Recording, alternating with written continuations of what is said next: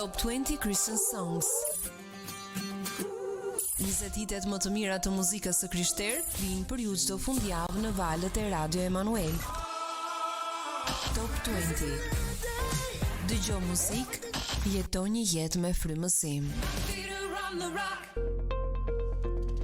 Rikthehemi në studio mbas hapësirës muzikore dhe në këto momente me mua është Viola Dolani, pedagoge pranë Universitetit Vanstilianoli. Përshëndetje, mirë se ke ardhur. Mirë se u gjeta, faleminderit edhe juve për ftesën. Kënaqësi jemi së bashku në ditën e sotme për të prezantuar pse jo një ndër projektet më të veçanta që ju si universitet keni ndërmarrë në bashkëpunim edhe me aktorë të tjerë për të cilët ne do të flasim më gjatë në puntatën e ditës së sotme. Prandaj, ajo që dua të prezantoj edhe për dëgjuesit është se së fundmi Departamenti i Shkencave Sociale prezantoi projektin fitues nga analiza e nevojave në pilotim, një qasje ndërdisiplinore për shërbimet ndaj të moshuarve rast studimi i qarkut të Korçës, i cili synon të adresojë njëkohësisht nevojat e moshës së tretë në rajonin tonë. Prandaj për gjithë ata që janë duke na ndjekur, mund të prezantoni shkurtimisht projektin dhe si lindi e gjithë kjo nismë, ku është qëllimi dhe synimi i saj.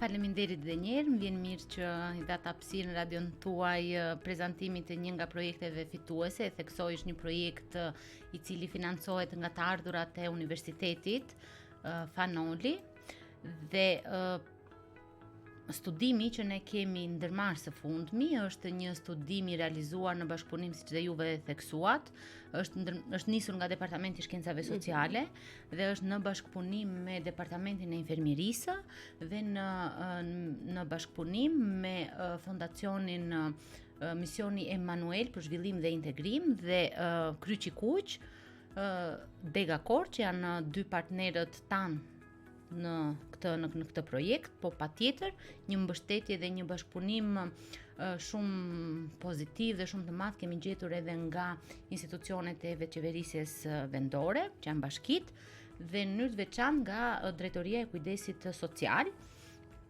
Dhe ky projekt ka në fokus, ka si qëllim kryesor në radhë të parë hartëzimin e shërbimeve të cilat ofrohen aktualisht nga njësitë e veçeverisjes vendore për moshën e tretë, pra për të moshuarit në qarkun Korç. Dhe kur themi në qarkun Korç, përfshim të 6 bashkitë e qarkut: Bashkia Korç, Bashkia Maliq, Pogradec, Devoll, Kolonjë dhe Pustec. Dhe përveç hartëzimit të shërbimeve, domethënë ky hartëzim vjen në funksion të identifikimit të nevojave që mosha e tretë ka për shërbime. Një objektiv tjetër shumë i rëndësishëm lidhet me pjesën e analizës së planeve vendore dhe strategjisë kombëtare që është miratuar së fundmi për shërbimet e moshës së tretë.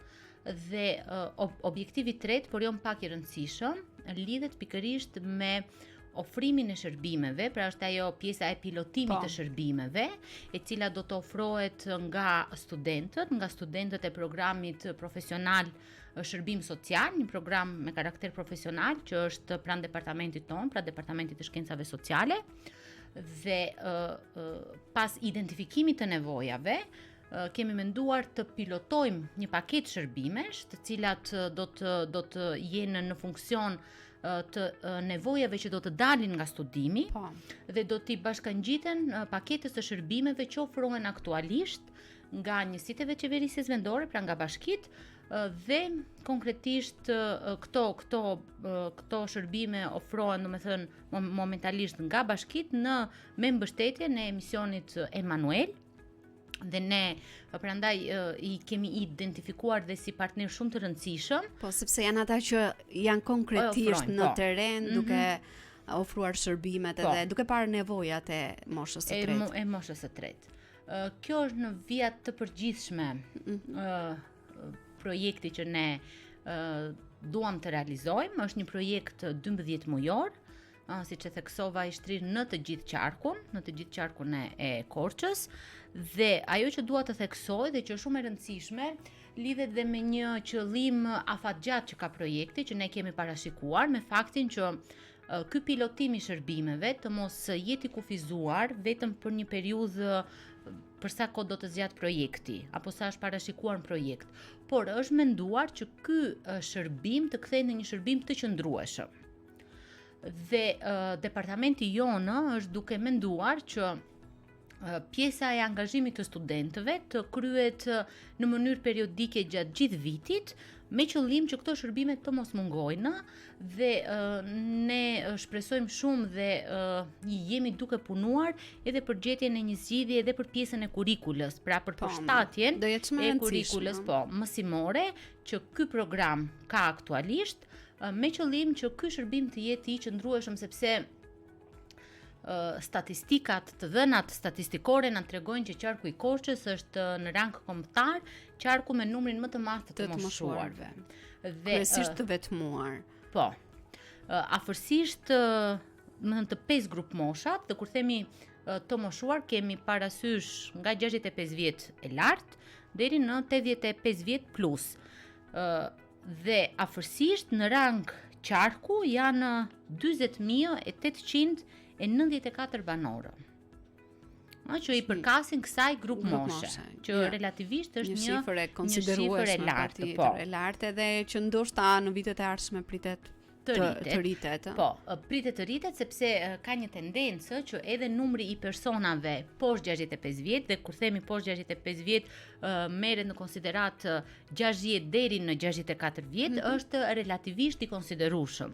Që do të thotë projeksioni që numri të moshuarve të rritet në qark është shumë i madh dhe kjo çon rritjen e një presioni, në thonjza, ndaj institucioneve të veçeverisjes vendore në mënyrë të veçantë, sepse ligji dhe organizimi i mënyrës se si qeverisin sot njësitë e veçeverisjes vendore, pra ajo reforma territoriale që është që funksionon aktualisht, i ka dhënë një shumë kompetenca dhe shumë të drejta institucioneve të veçeverisjes vendore në ofrimin e shërbimeve. Sepse janë këto institucione që janë në kontakt me qytetarën për shërbimet në përgjithësi, por këtu përfshihen patjetër dhe shërbimet për të moshuarit që ne po flasim. Po. Dhe kjo patjetër që i vendos përpara një përgjegjësie dhe rrit pra këtë presionin që tash pak më përpara në lidhje me ofrimin e shërbimeve. Presion pozitiv do të quajmë, të nevojshëm. Të nevojshëm dhe të domosdoshëm, sepse të moshuarit zën një vend shumë të rëndësishëm, jo vetëm numerikisht, por patjetër kanë një kontribut për të vlerësuar për shkak të angazhimeve të tyre që kanë patur gjatë gjithë jetës dhe është detyrë të gjithë shoqërisë në fakt në përgjithësi, patjetër e institucioneve në veçanti, për t'u gjendur pranë me pjesën e shërbimeve, por njëkohësisht edhe me pjesën e ndërgjegjësimit dhe qasjes që ne si shoqëri duhet të kemi për të moshuarit. Dhe këtu veçoj studentët me të cilët ne punojmë dhe ndërmarrim dhe angazhime dhe nisma të ndryshme për të rritur këtë shkallën e angazhimit dhe ndërgjegjësimit në këtë qasje dhe në ofrimin e shërbimeve, qoftë edhe në mënyrë vullnetare, madje një nga elementët e projektit që ne kemi cilësuar lidhet edhe me pjesën e vullnetarizmit, tek studentët në ofrimin e këtyre shërbimeve, sepse edhe kjo është shumë e rëndësishme. Si është pritur ky projekt, kjo ide nga studentët tuaj? Kur ne kemi prezantuar, në fakt që kur e kemi ndërtuar idenë për një angazhim të tillë, dua të them që në përgjithësi studentët, të paktën flas për studentët që unë punoj, sepse ka qasje të ndryshme në lidhje dhe me angazhimin e studentëve të rinjve. Po ju jeni në kontakt të vazhdueshëm me ta dhe kanë qenë vërtet shumë të gatshëm, në fakt dhe sidomos ta studentët që janë pjesa e këtij programi shërbim social, që në fakt në mënyrë të vazhdueshme realizojnë pjesën e praktikës. Duhet të them që janë vërtet shumë të interesuar dhe shumë të gatshëm për ofrimin e shërbimeve, në përgjithësi sepse praktika që ata bëjnë është në institucione të ndryshme dhe feedbacku që ne marrim nga institucionet është vërtet pozitiv. Që do të thotë studentët angazhohen maksimalisht në shërbimet e ndryshme që këto institucione apo këto fondacione ofrojnë. Dhe rasti konkret kanë qenë vërtet shumë të gatshëm dhe kanë mirëpritur dhe kanë dashur përfshirjen në këtë projekt që do të realizojmë. Nga ajo që ju keni studiuar, keni folur paraprakisht, cilat janë sfidat më të mëdha me të cilat përballet sot mosha e tretë në qarkun e Korçës dhe nga ana tjetër si synon projekti që ti adresoj ato. Po. Edhe mbi gjitha shumë e rëndësishme edhe për të dhënë një zgjidhje, sepse nuk mjafton vetëm të identifikojmë nevojat dhe problemet. Ndoshta kjo do të jetë pjesa më e thjeshtë në fakt e projektit, pjesa e identifikimit, por theksoj që në qarkun e Korçës pavarësisht se të dhënat qoftin statit, qoftë të dhënat e censusit të fundit, ne shohim një rritje gati një trefishim të numrit të moshuarve. Në fakt mungon një studim në rang qarku për identifikimin e nevojave për të moshuar, që do të thonë ne nuk kemi një të dhënë konkrete se për çfarë shërbimesh ka nevojë të moshuarit. Çfarë ka mungesë apo ku ne duhet të ndërhyjmë me politika, sepse qëllimi në fundit lidhet me pas identifikimit të këtyre nevojave të problematikave. Qëllimi final është që këto nevoja që ne do t'i identifikojmë, këto mungesa që mosha e tretë do të ketë, të reflektohen në pjesën e politikbërjes, që bashkitë e secilës njësi të veçeverisjes vendore t'i marrë në konsiderat këto nevoja për këto shërbime, sepse ndodh shpesh që bashkit mund të ofrojnë shërbime, por ndonjëherë kur ti nuk i ofron këto shërbime mbi një studim, mbi një të dhënë konkrete, mbi një problem të identifikuar nga një studim, ti mundet të ofrosh shërbim, mund të kesh dhe buxhetin e nevojshëm dhe kapacitetet njerëzore, burimet njerëzore dhe burimet financiare, por ndonjëherë nuk është i duhur sepse ti nuk e njeh këtë problem nga tereni. Prandaj duhet tereni, duhet ta prekim më afër për të identifikuar gjitha ato nevojat apo ku duhet ndërhyrë. Dhe projekti këtë synon, që të adresojmë nevoja që vinë nga tereni, që vinë nga të moshuarit. Është menduar realizimi i këtij studimi me ndihmën e fokus grupeve, që është një metodë që ndihmon në identifikimin dhe përcaktimin e nevojave që kanë të moshuarit në secilën bashkie. Gjithmonë këto do të jenë të ndara në gjithë qarkun, në të 6 bashkitë e qarkut, dhe në lidhje me sfidat që përballet sot mosha e tretë. Sfidat me cilat përballet mosha e tretë realisht janë të mëdha.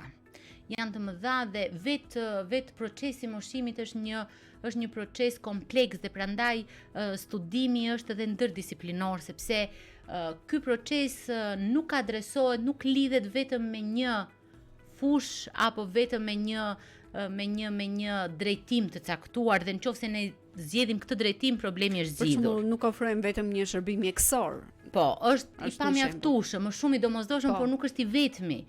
Problemet shoqërore, problemet sociale me cilët sot përballet mosha e tretë, problemet ekonomike akoma dhe më të mëdha. Problemet shëndetësore, sot të moshuarit kanë probleme kanë probleme të theksuara shëndetësore të natyrave të ndryshme, të problematikave të ndryshme. Pra, vetë procesi është kompleks. Dhe ne prandaj kemi menduar që ky studim të mos përfshi vetëm një fush. Patjetër që një nga ato kufizimet që ka projekti lidhet pikërisht me këtë çështje. Ne kemi përfshirë 2 aspekte, aspektin shoqëror, social dhe aspektin shëndetësor, ndërkohë që aspekti ekonomik apo elementet e tjerë që lidhen me këtë proces janë të shumtë. Por projekti ynë, si një projekt i parë i realizuar për këtë grup mosh, për identifikimin e këtyre nevojave, përfshin këto 2 aspekte. Duhet të përfshi këto 2 aspekte, sepse edhe ai presioni që ne përmendëm më sipër, ai presioni pozitiv do të bëhet tek bashkitë dhe patjetër këto shërbime të shtuara apo këto mundësi varen nga bashkitë e secilit qytet, prandaj edhe sepse në fund të fundit synohet jo vetëm ashtu sikurse ju e përmendët, vetëm të ngrihen këto problematika, të identifikohen, por t'i jepet edhe një zgjidhje. Po, dhe ne në brenda projektit zgjidhja që kemi menduar është pikërisht pilotimi këtyre shërbimeve. Pra, ofrimi këtyre shërbimeve për të parë feedbackun dhe për të marrë një rezultat se si do të çfarë impakti do të kenë ata tek të moshuarit, cila do të jetë ajo ndihma apo ajo zgjidhja që ne do t'ju japim këtyre problemeve që më pas këto të reflektohen në nivel më të gjerë, që patjetër lidhet në mënyrë të drejtë për drejtë me politikat publike në përgjithësi dhe politikat sociale për moshën e tretë në veçanti, të cilat mund të propozohen dhe mund të zbatohen nga bashkitë. Kjo do të ishte patjetër më mira në ndihmë të moshuarve dhe në plotësimin e nevojave dhe kërkesave kryesore që ata kanë. Ne do të shkëputemi shkurtimisht për të rikthyer vetëm pas pak në studio edhe për të ndarë më tepër detaje nga ky projekt i cili mund të themi sapo ka nisur, do të marrë një kohë të gjatë, gati 1 vit edhe deri në identifikimin edhe zbatimin e gjitha atyre pikave që ju prezantuat. Por në këtë moment shkëputemi për të ndjekur një hapësirë muzikore, rikthehemi vetëm pas pak me profesore Viola në studio.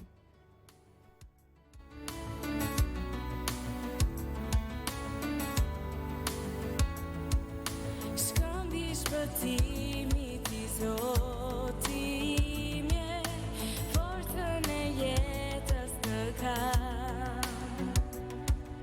shpres dhe frymëzim ti o Zoti imje, yti gjithmonë unë jam. Shkëmbish pëtimi ti Zoti imje, forcën e jetës të kam. Shpres dhe frymëzim ti o Zoti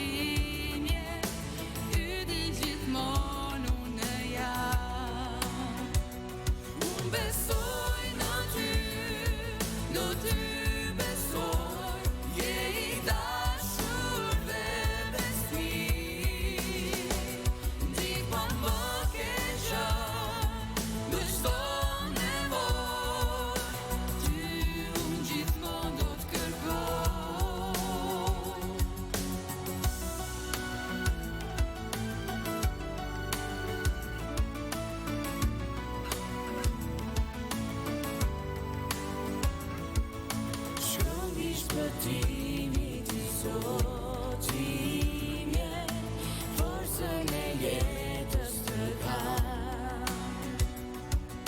Shpres dhe frymëzim ti o Zoti imje, yti gjithmonë unë jam. Shkëmbish shpëtimi ti Zoti imje, forcën e jetës të kam. Shpres dhe frymëzim ti o Zoti imje, yti gjithmonë unë jam.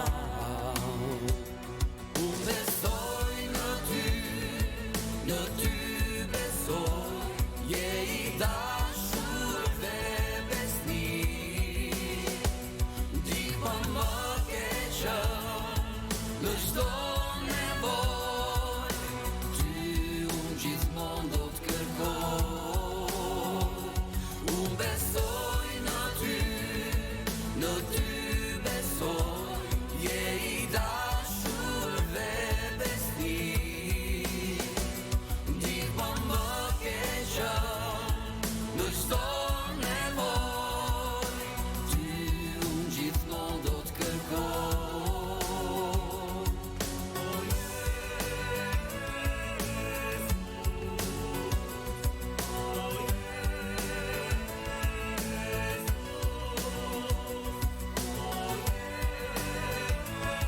Rikthehemi në studio për të vazhduar bisedën në ditën e sotme me profesore Violën, e cila vjen nga Departamenti i Shkencave Sociale pranë Universitetit Fansilianoli, këtu në Korçë, duke prezantuar një ndër projektet më të veçanta, një analizë e nevojave në pilotim. Një qasje kjo sikurse ju e prezantuat ndërdisiplinore për shërbimet kundrejt të moshuarve, rast studimi duke përfshirë gjithë qarkun e Korçës. Si do të përfshihen studentët e programit shërbime sociale në këtë projekt dhe çfarë përfitimesh do të kenë ata nga kjo eksperiencë, duke qenë se ju jeni patjetër në kontakt vazhdueshëm me studentët? Po.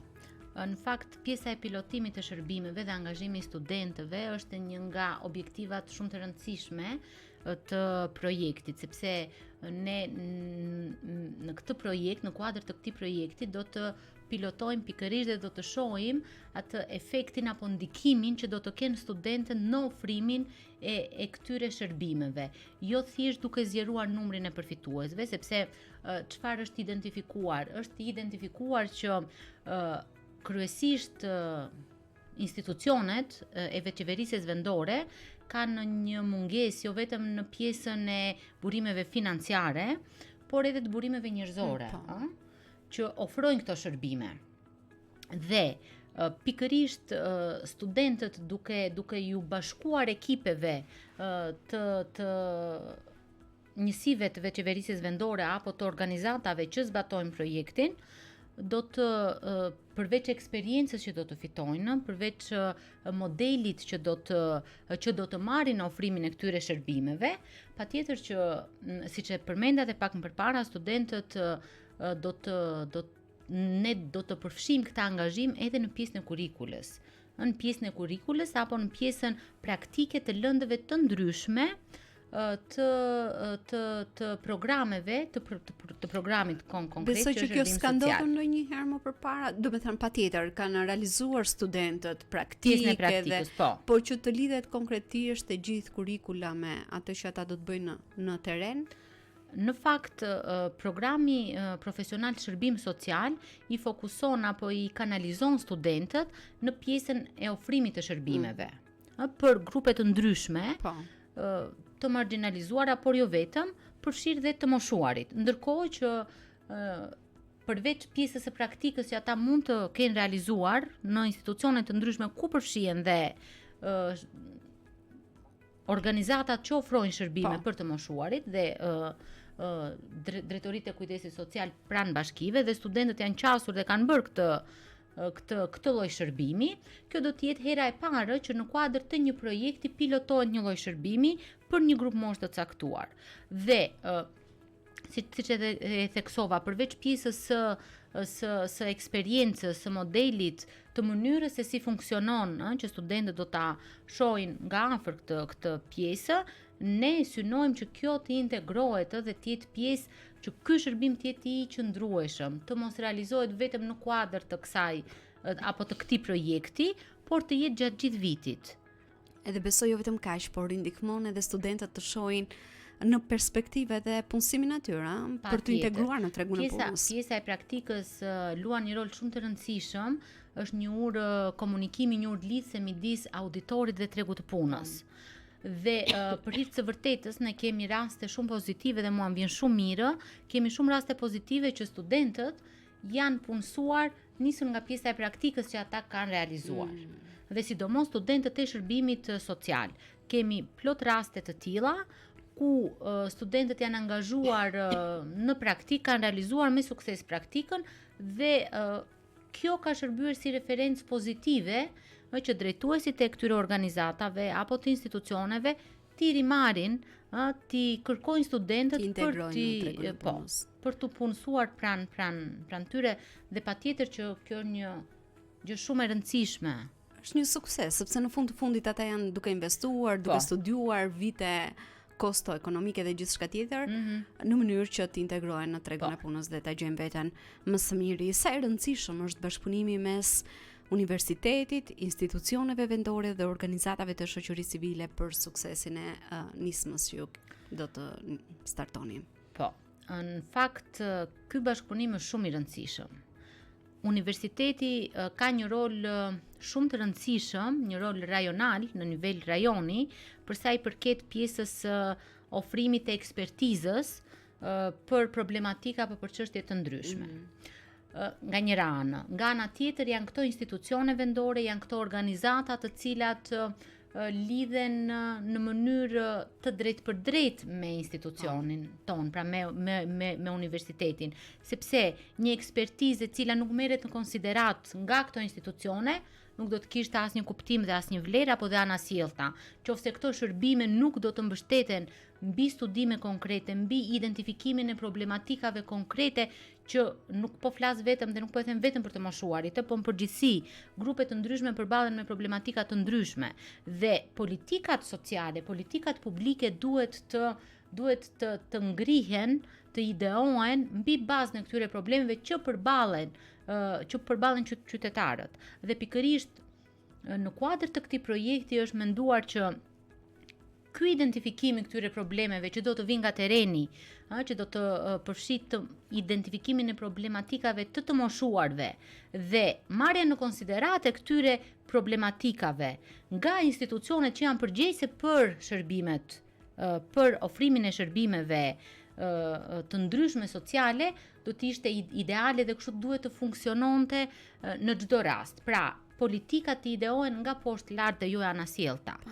Sepse kur unë nuk e di, kur unë jam apo kam atë detyrën për të ideuar një politik, për të propozuar një politik dhe nuk njoh terenin, nevojat, nuk di sfidat që ka grupmosha, që kanë grupe të ndryshme të marginalizuara, por jo vetëm, patjetër që nuk do të mundem të propozoj dot, pavarësisht dëshirës së mirë, pavarësisht aftësive që mundet të kem, nuk mundet të bëja të propozimin e duhur dhe lidhja midis universitetit dhe këtyre institucioneve apo organizatave të ndryshme që kanë për pjesë, kanë për detyrë të ideojnë politika, duhet të jetë shumë e ngushtë.